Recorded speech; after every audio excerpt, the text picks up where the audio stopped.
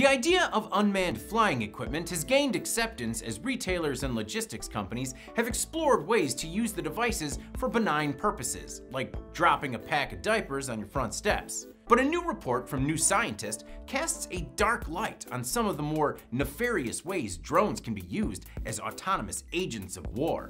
And in this case, the results were downright terrifying.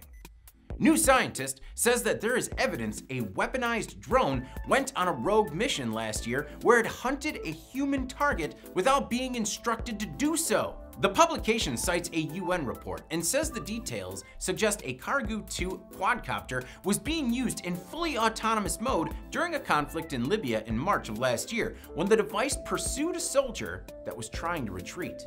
The UN report suggests that this type of technology is capable of hunting a target even if it loses connectivity with the operator. And in this case, they say the drone was likely the first to embody the quote, killer robot characterization, pursuing an object without being instructed to do so.